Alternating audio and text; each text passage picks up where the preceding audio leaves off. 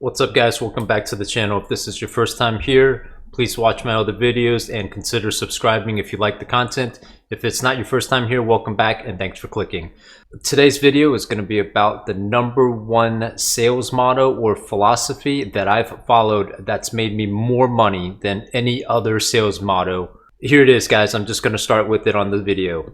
The motto is this: check your ego at the door, see you at the bank. I got that from a series of CDs that I listened to from David Sandler. I'll leave the link below. David Sandler in this CD series kind of helped me early on in my sales career, where I really wanted to be a professional. I wanted to be the best at what I could do. And this kind of really helped me in showing me how I should react, what type of state of mind I should be in different types of sales situations. Fast forward 6 or 7 years, I feel like I've mastered it, but as with all training, I think it's always time for a refresher.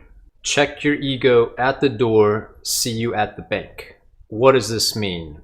Let's break it down. Check your ego at the door. What does that mean?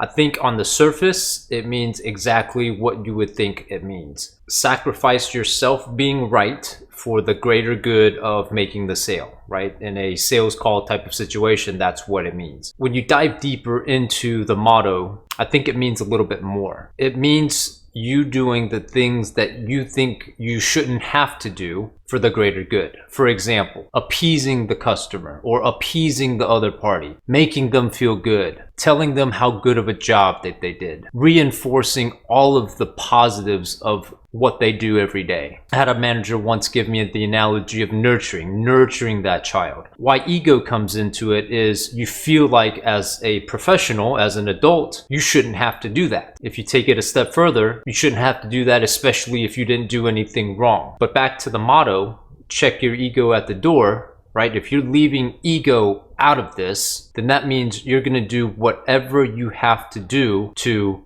see you at the bank. Right? In a professional sales situation, that means get the sale. Outside of a professional sales situation, that means whatever you want it to mean. It means you achieved the end goal. Again, I got a lot out of this CD series. I'll leave a link below so you can check it out for yourself. The next part of this video, I want to talk about a conversation I overheard at breakfast a number of weeks ago that kind of led me to want to make this video on ego.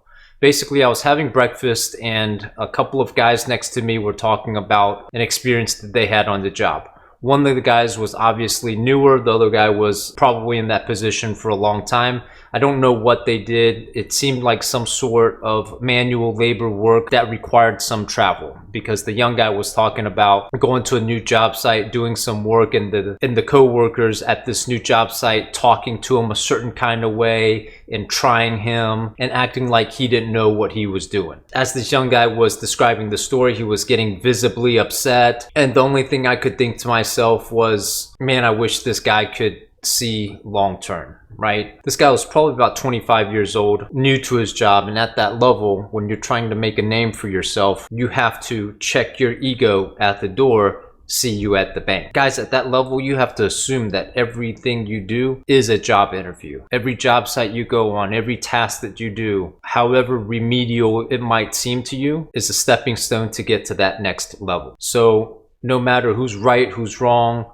or how somebody tried you, or somebody talked to you a certain kind of way, check your ego at the door, see you at the bank by padding your resume, coming out of that job situation, and giving the impression to everyone that you did a great job. I'll make one more point here before I conclude. As I was preparing my notes to make this video, I thought about an audiobook that I read called The Power of Now by Eckhart Tolle. It's actually a really spiritual audiobook that I never thought I would A, ever read or listen to, and B, get so much out of it. I think my next video is going to be the power of Audible and the power of branching out of your comfort zone and listening to things that you wouldn't necessarily listen to or think you would enjoy. But that's a separate video. This audiobook really talks about how everyone gravitates towards ego, and it's a really internal battle to kind of fight it off. One quote that really stuck with me is this: power over others is really weakness disguised as strength. If you think about it for just a second, it makes total sense. The need to feel superior